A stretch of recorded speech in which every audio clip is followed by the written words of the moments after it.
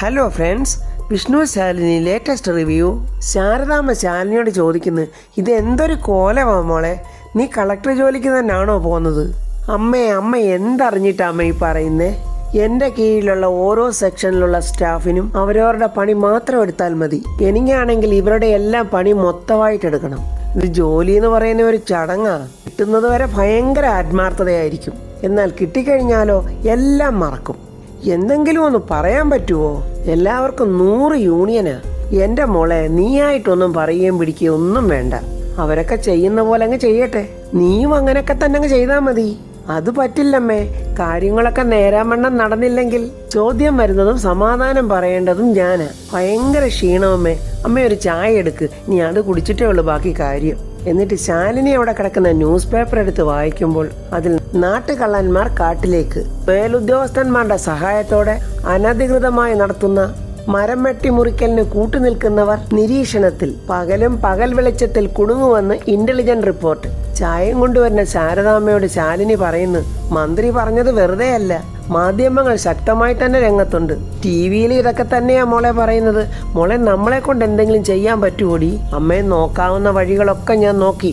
ഒരാൾക്കും സഹായിക്കാൻ പറ്റാത്ത രീതിയിലാണ് ഇതെല്ലാം ഇപ്പോൾ കൊണ്ടുപോയി എത്തിച്ചിരിക്കുന്നത്. സഹായിക്കാൻ ചെല്ലുന്നവർ പ്രതിയാകുന്ന അവസ്ഥയിലായിപ്പോൾ. സത്യമേ മാത്രം ഓർത്തിട്ടല്ല മോളെ, നമ്മളുടെ മോളും കൂടി താമസിക്കുന്ന വീടല്ലേ. മോളെ പോലെ ഉള്ള ഒരാൾ ഈ ഒരു സ്ഥാനത്തിരുന്നിട്ട് ഒന്നും ചെയ്തില്ല എന്നൊരു കുറ്റപ്പെടുത്തൽ ഉണ്ടാകാതിരിക്കാൻ വേണ്ടിയാ അമ്മ ഇങ്ങനെ പറഞ്ഞത്. ഈ ഒരു സ്ഥാനത്തിൽ ഇരിക്കുന്നത് കൊണ്ട് മാത്രം അമ്മേ എനിക്കിതിനകത്തൊന്നും ഇടപെടാൻ പറ്റില്ലെന്ന് പറഞ്ഞത്. ഇതൊക്കെ എങ്ങനെ ഞാൻ അമ്മയെ പറഞ്ഞ് മനസ്സിലാക്കുമെന്ന് അറിയില്ല, എന്നാൽ ഇതാണ് സത്യം. ഈ ഒരു കാര്യത്തിന് വേണ്ടിയുള്ള ഓട്ടമായിരുന്നു ഇതുവരെയൊക്കെ. ഞാൻ മാത്രമല്ലമ്മേ, വിഷ്ണുവേട്ടൻ്റെ രീതിക്ക് ഓടുന്നുണ്ട്. ഒടുവിൽ എനിക്ക് മനസ്സിലായമ്മേ, ഒരാളും സഹായിക്കില്ലെന്ന്. സഹായിക്കരുതെന്ന് ആരൊക്കെയോ മുൻകൂട്ടി തീരുമാനിച്ചുറപ്പിച്ചിട്ടുണ്ട്. ശാലിനി റവന്യൂ മിനിസ്റ്ററെ പോയി കണ്ട കാര്യമൊക്കെ ശാരദാമ്മയോട് പറയുവാണ്. തെറ്റായ വാർത്തകൾ കൊടുത്ത് സർക്കുലേഷൻ വർദ്ധിപ്പിക്കുന്ന പത്രസ്വാതന്ത്ര്യത്തിന്റെ കാര്യമൊന്നും താൻ എന്നോട് പറയണ്ട. റവന്യൂ വകുപ്പിന്റെ പേരിൽ എന്തെങ്കിലും അഭിപ്രായ വ്യത്യാസം ഉണ്ടെങ്കിൽ അതൊരു സുഹൃത്തെന്ന നിലയിൽ അത് തനിക്ക് എന്നോട് പറയാം. എന്റെ കീഴിൽ വരുന്ന സകല ഉദ്യോഗസ്ഥന്മാരും ഹരിചന്ദ്രന്മാരാണെന്നൊന്നും ഞാൻ പറയുന്നില്ല. പക്ഷെ അവരൊന്നും പ്രത്യക്ഷത്തിൽ ഒരു വിവാദത്തിലും പെട്ടിട്ടില്ലെന്ന് എനിക്ക് ഉറപ്പു തരാൻ പറ്റും. അങ്ങനെ റവന്യൂ മിനിസ്റ്റർ ഇങ്ങനെ ആരോടോ സംസാരിച്ചുകൊണ്ടിരിക്കുമ്പോഴാണ് ശാലിനി അങ്ങോട്ട് കയറി ചെന്നത്. ശാലിനി അങ്ങനെ മിനിസ്റ്ററോട് പറയുന്നു, സാർ, ഞാൻ ഇപ്പോൾ വന്നത് തികച്ചും വ്യക്തിപരമായ ഒരു കാര്യത്തിനാണ്. അതിനെന്താ, ശാലിനി പറഞ്ഞോളൂ, അത് സാറിന് അറിയാവുന്നതാണ്. സർക്കാരിന്റെ അറിവോട് നടന്ന ആ മരംമുറി കേസിൽ എൻ്റെ ഭർത്താവിൻ്റെ കുടുംബം ചതിക്കപ്പെട്ടതാണ്. എൻ്റെ ഹസ്ബൻഡിൻ്റെ അമ്മയായ സത്യഭാമയും അച്ഛനായ രാഘവൻ നായരെയും മനഃപൂർവ്വം പഴയ ഒരു വൈരാഗ്യത്തിന്റെ പേരിൽ കുടുക്കിയതാണ്. അവരുടെ വീടും പറമ്പും ഒക്കെ ഇപ്പോൾ കൈവിട്ടു പോകുന്ന ഒരു അവസ്ഥയിലാണ്. അത് ശാലിനി, കാര്യങ്ങളൊക്കെ എനിക്ക് അറിയാവുന്നതാണ്. പല മന്ത്രിമാരുടെ ഇൻവോൾവ്മെന്റും അതിലുണ്ട്. പിന്നെ ഈ പറയുന്ന സത്യഭാമയോട് വൈരാഗ്യമുള്ള പലരും അവർക്കെതിരെ വഴിതിരിച്ചു വിടാനുള്ള ശ്രമവും നടക്കുന്നുണ്ട്. പക്ഷെ ചാനലുകളൊന്നും അതൊന്നും പറയുന്നില്ലല്ലോ. സർക്കാർ കൊടുത്ത ലൈസൻസ് വെച്ച് ആദിവാസികളുടെ ഭൂമി കയ്യേറി, വിലപിടിപ്പുള്ള വനസമ്പത്ത് കയ്യേറി, അതൊക്കെയാണ് ഇപ്പോൾ വന്നിരിക്കുന്ന കേസ്. അതൊരു ചെറിയ കേസല്ല. ആദിവാസികളെ തൊട്ടാലുള്ള കഥയൊക്കെ ശാലിനിക്ക് അറിയാമല്ലോ. അപ്പോൾ പിന്നെ അവരുടെ ഭൂമി കയ്യേറി എന്ന് പറഞ്ഞാൽ മീഡിയക്കാർ വെറുതെ ഇരിക്കുവോ? പത്രക്കാർ വെറുതെ ഇരിക്കുവോ? വാർത്തകൾക്ക് വേണ്ടി ആർത്തിയോടെ കാത്തിരിക്കുന്ന അവർക്ക് കുറച്ചു ദിവസത്തേക്ക് കഞ്ഞി കുടിക്കാൻ ഇത് മതി. ഭാഗ്യത്തിന് ഇതുവരെയും കളക്ടർ ശാലിനി വിഷ്ണുവിന്റെ പേര് ആരും പറയാത്തത് റവന്യൂ മന്ത്രിയായ എന്റെ ഭാഗ്യം. അല്ലെങ്കിൽ എനിക്കിവിടെ എങ്ങാനും ഇരിക്കാൻ പറ്റുമോ? ശാലിനി എന്നെ കാണാൻ വന്നതിന്റെ കാര്യം പറഞ്ഞില്ലല്ലോ. സാറി പറഞ്ഞ ഇതൊക്കെ തന്നെയാണ് കാര്യം. സാറ് വിചാരിച്ചാൽ പണം അടയ്ക്കാനുള്ള ഒരു സാവകാശവും അല്ലെങ്കിൽ ഒരു സ്റ്റേ ഓർഡർ വാങ്ങിത്തരാൻ സാധിക്കില്ലേ? അതുണ്ടെങ്കിൽ അവർക്കൊരു വലിയ സഹായമായിരിക്കും. സോറി ശാലിനി, ഞാൻ ആ കേസിന്റെ വഴിക്കേ വരില്ല. അത്രയ്ക്ക് മീഡിയ അറിഞ്ഞ് ചളവാക്കി വെച്ചിരിക്കുന്ന ഒരു വിഷയമാണ്. ഞാനെന്ന് മാത്രമല്ല, ശാലിനിയും അതിലിടപെടാൻ ഞാൻ സമ്മതിക്കില്ല. അത്രയ്ക്കും സെൻസേഷണലായി കഴിഞ്ഞൊരു പ്രശ്നമാണത്. ശാലിനി ഒരു കളക്ടറാണ്, ഒരു കാരണവശാലും ഇതിലിടപെടാൻ പാടില്ല. എൻ്റെ അടുത്ത് ഇപ്പോൾ വന്നതുപോലെ വേറെ ഒരാളുടെ അടുത്തും ചെന്ന് ശാലിനി ഇതേപ്പറ്റി സംസാരിക്കാനേ പാടില്ല. കുടുംബ ബന്ധങ്ങളൊക്കെ രണ്ടാമത്തെ കാര്യമാണ്. നിങ്ങൾ ഒഫീഷ്യലായി യാതൊരു കാരണവശാലും അവരുടെ കാര്യത്തിൽ ഇടപെടാനേ പാടില്ല. ശാലിനിക്ക് പറ്റുമെങ്കിൽ പണം കൊടുത്ത് സഹായിക്കാൻ ശ്രമിക്കാം, അല്ലാതെ സഹായം അഭ്യർത്ഥിച്ചുകൊണ്ട് ഇനി ആരെയും കാണാൻ പോകരുത്. ശാലിനി പറയുക, സാറേ, എനിക്കിതിൻ്റെ ദോഷവശങ്ങൾ അറിയാഞ്ഞിട്ടല്ല. ഇങ്ങനെ ഒരു പ്രശ്നം എൻ്റെ ഹസ്ബൻഡിൻ്റെ കുടുംബത്തിൽ വരുമ്പോൾ ഈ ഒരു സ്ഥാനത്തിരിക്കുന്ന എനിക്ക് എന്തെങ്കിലും ചെയ്യാൻ പറ്റുമായിരുന്നു എന്ന് പിന്നീട് എനിക്ക് തോന്നരുതല്ലോ. അതുകൊണ്ട് മാത്രമാണ് ഞാൻ സാറിനെ കാണാൻ വന്നത്. ശാലിനി ഈ ഒരു സ്ഥാനത്തുള്ളത് കൊണ്ട് മാത്രമാണ് ഇതിൽ ഇടപെടാൻ പാടില്ലെന്ന് ഞാൻ കർശനമായി പറഞ്ഞത്. എനിക്കിങ്ങനെയൊക്കെ ശാലിനിയോട് പറയാൻ പറ്റത്തുള്ളൂ. ഒന്ന് ഞാൻ പറയാം, ഗവൺമെന്റിന്റെ മന്ത്രിസഭയുടെ മുഖച്ഛായ നഷ്ടപ്പെടാതിരിക്കണമെങ്കിൽ ഇതിന് ഉത്തരവാദിയായവർ ശിക്ഷിക്കപ്പെടുക തന്നെ വേണം. അതിനുവേണ്ടി ഈ മന്ത്രിസഭ എന്തും ചെയ്യുമെന്ന് വെച്ചാൽ എന്തും. ഞാനൊന്നും ശ്രമിക്കുന്നില്ലെന്നാണോ അമ്മ വിചാരിച്ചോണ്ടിരുന്നത്? ഇതൊക്കെയാണ് ഞാൻ റവന്യൂ മിനിസ്റ്ററിനെ പോയി കണ്ടപ്പോഴുണ്ടായ അവസ്ഥ. ശാരദാമ്മ പറയുക, അപ്പോൾ ഒരു തരത്തിൽ ഈ ജപ്തി ഒഴിവാക്കാൻ പറ്റില്ലെന്നാണോ മോള് പറയുന്നത്? ഒരു പഴുതുമില്ലമ്മേ. അവർ ശക്തമായ രീതിയിലാണ് വല മുറുക്കിയിരിക്കുന്നത്. അതിൽ നിന്നൊരു കണ്ണി പോലെ ഇളകിപ്പോകാതെ അവർ നോക്കുന്നുമുണ്ട്. ശത്രു നിസ്സാരക്കാരനല്ലമ്മേ. അവൻ്റെ എല്ലാ കഴിവുകളും ഉപയോഗിച്ചാണ് ഈ കരുക്കൾ നീക്കിയിരിക്കുന്നത്. ഈ നാണക്കേടൊക്കെ സത്യാമ്മയ്ക്ക് താങ്ങാൻ പറ്റുമോ മോളെ? ഏത് രീതിയിൽ കഴിഞ്ഞിരുന്ന ആളാ. പാവം രാഘവേട്ടൻ്റെ കാര്യം ഓർക്കുമ്പോഴാ സങ്കടം. ഈ അവസ്ഥയിൽ ഒരു വീടൊക്കെ വാടകയ്ക്കെടുത്ത് അതുമായിട്ട് യോജിച്ചു പോകാനൊക്കെ ആ പാവം ഒരുപാട് ബുദ്ധിമുട്ടും. എത്ര വലിയവനും തിരിച്ചടി തന്നെയാണെന്ന് മനസ്സിലാക്കാനുള്ള ഒരു അവസരമാണെന്ന് തോന്നുന്നമ്മേ. അത് തന്നെയായത്. എത്ര തവണ നമ്മളെ ആ വീട്ടിൽ നിന്നും സത്യാമ്മ ഇറക്കി വിട്ടു. അമ്മയെ തന്നെ എത്ര തവണ അവരാട്ടി പായിച്ചിട്ടുണ്ട്.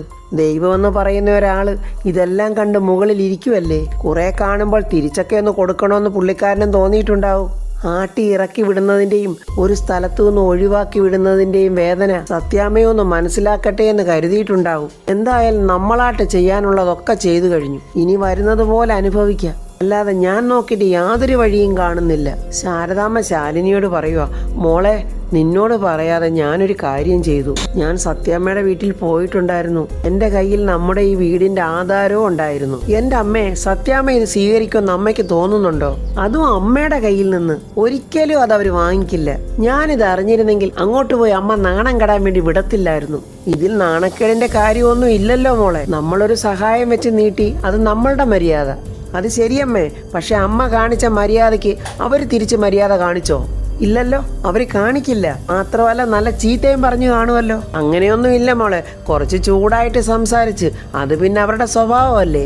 ഈ സ്വഭാവം തന്നെ അമ്മേ ആ കുടുംബം തകർത്തതും. എൻ്റെ മോളെ, എനിക്കിതൊന്നും അല്ല പേടി. ഇത്രയും കടുംപിടുത്തം പിടിക്കുന്ന സ്ത്രീ വിഷ്ണുവും മോളും കുഞ്ഞുമൊക്കെ ഒന്നിച്ചെന്നറിയുമ്പോൾ എന്ത് ഭൂകമ്പമാണോ ഉണ്ടാക്കാൻ പോകുന്നതെന്ന് ഓർക്കുമ്പോഴാ. സത്യാമ്മ അടങ്ങിയിരിക്കുവോ? സ്വന്തം കുടുംബം കാൽച്ചുവട്ടിൽ നിന്ന് ഒഴുകി പോകാനിരിക്കുന്ന ഈ ഒരവസ്ഥയിലും ഇത്രയും തൻ്റെ ഇടത്തോടെ പിടിച്ചു നിൽക്കാൻ അവർക്ക് സാധിക്കുന്നുണ്ടെങ്കിൽ അവരേത് പ്രതിസന്ധിയും നീന്തിക്കടക്കാൻ ഒരുങ്ങിത്തന്നെ നിൽക്കുക. എത്ര ശത്രുക്കൾ അവരുടെ നേരെ വന്നാലും അവർ പതറില്ലമ്മേ. അതാണ് സത്യാമ്മ. ഈ ഒരവസ്ഥയിലും ആത്മഹത്യയെക്കുറിച്ച് ചിന്തിക്കാതെ മുന്നേറിപ്പോകുന്നത് ഈ ഒരു ചങ്കൂറ്റം കൊണ്ട് മാത്രമാ. നമ്മളൊക്കെ ആണെങ്കിൽ തകർന്നു പോയേനെ. ഒന്നും അല്ലെങ്കിൽ കുഴഞ്ഞെങ്കിലും വീഴും. ശാരദാമ്മ സങ്കടത്തോടെ, എങ്ങനെയാ ദേവി ആ സത്യാമ്മയെ ഒന്ന് സഹായിക്കുന്നേ? വിഷ്ണു ജോലി അന്വേഷിച്ചൊരു ഓഫീസിൽ വന്നിരിക്കുവാണ്. അവിടെ ഇരിക്കുന്ന സ്റ്റാഫിനോട് പറയുന്നു, എനിക്ക് സതീശൻ സാറിനെ ഒന്ന് കാണണമെന്ന്. സാറിനെ പരിചയമുണ്ടോ? ആ പരിചയമുണ്ട്. എന്താ പേര്? എൻ്റെ പേര് വിഷ്ണു എന്നാ. സാറൊരു മീറ്റിങ്ങിലാ, കഴിഞ്ഞോന്നൊന്ന് നോക്കട്ടെ. അങ്ങനെ വിഷ്ണു സതീഷിനെ കാണാനായിട്ട് അകത്തോട്ട് പോവുകയാണ്. വിഷ്ണു പറയുന്ന, സാറിന് എന്നെ പെട്ടെന്ന് ഓർമ്മ വരുമോന്നറിയില്ല. ഞാൻ സത്യഭാമയുടെ മകനാ വിഷ്ണു. അയ്യോ, പരിചയപ്പെടുത്തേണ്ട ആവശ്യമില്ല. എനിക്കറിയാമല്ലോ വിഷ്ണുവിനെ. എനിക്കങ്ങനെ മറക്കാൻ പറ്റുമോ? അല്ല, വിഷ്ണു എന്താ ഈ വഴിക്കൊക്കെ വന്നേ? അത് എനിക്കൊരു ജോലി വേണമായിരുന്നു. സത്യാമ്മയുടെ മോന് ജോലിയോ? എന്തുവാ വിഷ്ണു, കളിയാക്കുവാണോ? അതല്ല, അന്നത്തെ അവസ്ഥയൊന്നും അല്ല. ഇപ്പൊ കുറച്ച് അവസ്ഥയൊക്കെ മാറി. എനിക്കൊരു ജോലി കിട്ടിയേ പറ്റൂ. സത്യാമ്മയ്ക്കും വീട്ടിലുള്ളവർക്കൊക്കെ സുഖം തന്നെയല്ലേ? വിഷ്ണു എന്നെ സാറേന്നൊന്നും വിളിക്കണ്ട, സതീഷ് എന്ന് മാത്രം വിളിച്ചാൽ മതി. ബിസിനസ്സിൽ എനിക്കൊരു തകർച്ച വന്നപ്പോൾ എന്നെ ആത്മാർത്ഥമായി സഹായിച്ച 2 വ്യക്തികളാണ് സത്യാമ്മയും വിഷ്ണുവും. ഒരു ഡോക്യുമെന്റ്സ് പോലും എൻ്റെ കയ്യിൽ നിന്ന് വാങ്ങിക്കാതെ പണം തന്നത് വിഷ്ണുവിന്റെ ഒറ്റ ഉറപ്പിലാണ്. ഇതൊന്നും എനിക്ക് ഒരിക്കലും മറക്കാൻ പറ്റില്ല. അതിനെക്കുറിച്ചുള്ള സഹായം ഓർമ്മിപ്പിക്കാനോ ഒന്നുമല്ല ഞാൻ വന്നത്. എൻ്റെ ജോലിക്കാര്യത്തിന് തന്നെയാ. എന്ത് ജോലി ചെയ്യാനും ഞാൻ തയ്യാറാ. വിഷ്ണുവിനെ പോലെയുള്ള ഒരാൾ എൻ്റെ സ്ഥാപനത്തിൽ ജോലി ചെയ്യുന്നത് എനിക്കൊരു അഭിമാനം തന്നെയാണ്.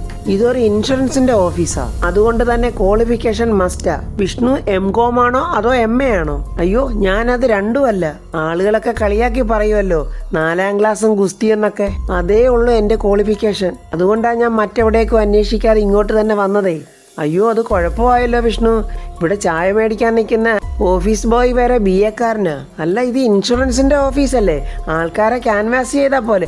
അത് ഞാൻ നല്ലതുപോലെ ചെയ്യാം. എൻ്റെ ഫ്രണ്ട്സുകളെയൊക്കെ ഞാൻ ക്യാൻവാസ് ചെയ്തോളാം. എൻ്റെ വിഷ്ണു മണ്ടത്തരം പറയല്ലേ. തൻ്റെ ഫ്രണ്ട്സ് എന്നൊക്കെ പറയുന്ന ലോക്കൽ ക്ലാസ് ആൾക്കാരല്ലേ. ഇത് വലിയ വലിയ ആൾക്കാരൊക്കെ ക്യാൻവാസ് ചെയ്യുന്ന പണിയാ. ഇംഗ്ലീഷ് അടക്കം 3-4 ഭാഷകളൊക്കെ സംസാരിക്കേണ്ടി വരും. ഇവിടുത്തെ ഓഫീസ് ബോയുടെ ജോലി പോലും വിഷ്ണുവിനെ കൊണ്ട് ചെയ്യാൻ പറ്റില്ല. അതുകൊണ്ട് I am very sorry Vishnu. ഇങ്ങനെ എനിക്ക് വിഷ്ണുവിനോട് പറയേണ്ടി വന്നാൽ സങ്കടമുണ്ട്. പാവം വിഷ്ണു തല താഴ്ത്തിക്കൊണ്ട് പറയുക, ഇത്രയും വലിയ ഓഫീസല്ലേ, ഇവിടെ വേറെ മറ്റെന്തെങ്കിലും ഒരു പണി കാണുമോ? ഞാൻ എന്ത് ജോലി ചെയ്യാനും തയ്യാറാ. എൻ്റെ മുന്നിൽ ഇപ്പോൾ വേറെ ഒരു മാർഗവും ഇല്ലാത്തത് കൊണ്ടാണ് ഞാൻ ഇങ്ങനെ ചോദിക്കുന്നത്. ഇവിടെ ജോലി ഒഴിവുകളൊക്കെ ഉണ്ട് വിഷ്ണു. പക്ഷേ വിഷ്ണുവിൻ്റെ ഈ ക്വാളിഫിക്കേഷന് പറ്റിയ ജോലികളൊന്നും അല്ല. പിന്നെ അല്ലെങ്കിൽ ഒന്നേ ഉള്ളൂ, അത് സെക്യൂരിറ്റി പണിയാണ്. അതിന് വലിയ ശമ്പളവും ഇല്ല. വിഷ്ണു സങ്കടത്തോടെ പറയുക, ചുരുക്കി പറഞ്ഞാൽ സാറിന് എന്നെ സഹായിക്കാൻ പറ്റില്ല. അക്കാര്യത്തിൽ വിഷ്ണു എനിക്ക് വലിയ സങ്കടമുണ്ട്. എന്നാൽ വിഷ്ണു പിന്നെ ഇറങ്ങുമല്ലേ എന്നങ്ങനെ പറഞ്ഞപ്പോൾ വിഷ്ണു ആകെ തകർന്ന് അവിടുന്ന് ഇറങ്ങുവാണ്. കമലൻ വിഷ്ണുവിനെ കണ്ടിട്ട് ചോദിക്കുന്നു, ആശാനെ എന്തായി? സതീഷ് സാർ ജോലി തന്നില്ലേ? അത് പോട്ടറാ, നമുക്ക് വേറെ ജോലി നോക്കാം. അതെന്താ ആശാനെ, നമ്മൾ സഹായിച്ചിട്ടുള്ള ആളല്ലേ അയാള്? എടാ, നമ്മൾ സഹായിച്ചിട്ടുണ്ടെന്ന് കരുതി അയാൾക്ക് അതിന് ജോലി തരാൻ പറ്റുമോ? അവർക്ക് അവരുടെ ജോലി ചെയ്യാനുള്ള കഴിവുള്ളവരെയല്ലേ അവരെടുക്കൂ. ചുമ്മാ തമാശ പറയല്ലേ ആശാനെ. ആശാന് ജോലി കിട്ടിയിട്ടുണ്ടെന്ന് എനിക്കറിയാം. നമ്മൾ എവിടെ പോയിരുന്നു ആഘോഷിക്കുന്നത്? ജോലി കിട്ടിയതിൻ്റെ പേരിൽ നമുക്ക് 2 ഒന്ന് വീശിയാലോ ആശാനെ? എടാ കമല, ഞാൻ സീരിയസ് ആയിട്ട് തന്നെ പറഞ്ഞത്. സതീഷ് സാറിന് എന്നെ സഹായിക്കാൻ പറ്റിയില്ല. എനിക്ക് പറ്റിയ ജോലിയൊന്നും അവിടെ ഇല്ലെന്നാ പറയുന്നത്. എൻ്റെ ആശാനെ പറ്റിയ ജോലി അവിടെ ഇല്ലെന്നോ? എന്നാൽ പിന്നെ അത് ചോദിച്ചിട്ട് തന്നെ കാര്യം. ഒരു ഗതിയും പരഗതിയിലില്ലാതിരുന്ന കാലത്ത് ഏതോ ബാങ്കിലെ കുടിശ്ശിക തീർക്കാൻ വേണ്ടി ആശാന്റെ കാല് പിടിച്ച അവനന്ന് പൈസ ആവശ്യപ്പെട്ടത്. പലിശ പോലും വാങ്ങാതെ ആശാൻ അയാൾക്കന്ന് പണം കൊടുത്തത്. ആ നന്ദി അയാൾക്ക് ഇപ്പൊ കാണിക്കാൻ പറ്റുന്നില്ലെങ്കിൽ അയാളുടെ മുഖത്ത് നോക്കി 2 കാര്യം പറഞ്ഞിട്ടേ ഉള്ളൂ ബാക്കി കാര്യം. എടാ കമല, തെറ്റ് നമ്മുടെ ഭാഗത്ത് തന്നെയാ. എന്ത് തെറ്റാ ആശാനെ പറയുന്നത്? നമ്മളെന്താ ജോലി ചോദിച്ചു പോയതോ? എടാ അതൊന്നും അല്ലടാ. അവിടെ ചായ മേടിക്കാൻ നിൽക്കുന്ന ഓഫീസ് ബോയ് പോലും MA BA ഒക്കെ പഠിച്ചവനാ. ആ സ്ഥാനത്തേക്കാ 4ാം ക്ലാസ് പഠിച്ച ഞാൻ അങ്ങോട്ട് കയറി ചെല്ലുന്നു. പിന്നെ അയാൾ എന്നെ കളിയാക്കാതിരിക്കുവോ? എൻ്റെ ആശാനെ കളിയാക്കിയെന്നോ? എന്നാ അവന് ഞാൻ 2 പൊട്ടിച്ചിട്ടേ ഉള്ളു. ആശാനൊന്ന് ചോദിക്കാൻ വയ്യായിരുന്നോ? അന്ന് കാശിന് വേണ്ടി ആശാന്റെ അടുത്തോട്ട് ഓടി വന്നപ്പോൾ വിദ്യാഭ്യാസം വിവരമുള്ളവരുടെ അടുത്തോട്ട് പോയി ചോദിക്കാൻ വയ്യായിരുന്നോ എന്ന്? അന്ന് അവനെ സഹായിക്കാനോ എൻ്റെ പാവം പിടിച്ച 4ാം ക്ലാസ്സുകാരനെ ഉണ്ടായിരുന്നുള്ളല്ലോ. അതിൻ്റെ നന്ദിയെങ്കിലും ആ മഹാഭാവി കാണിക്കണ്ടേ? എടാ വിട്ടുകള, ഒരു കാര്യം അയാൾ പറഞ്ഞത് ശരിയാ. വിദ്യാഭ്യാസം വലിയൊരു ഘടകം തന്നെയാ. അതായി എനിക്കില്ലാതെ പോയത്. അപ്പോൾ ഫ്രണ്ട്സ്, വിഷ്ണു ഇനി വിദ്യാഭ്യാസത്തിനായിട്ട് പഠിക്കാൻ പോവുമോ അതോ കമലൻ ചെന്ന് അയാൾക്ക് 2 പൊട്ടീര് പൊട്ടിക്കുവോ? എന്താണ് അടുത്തതെന്നുള്ളത് അടുത്ത വീഡിയോയിൽ പറയാം.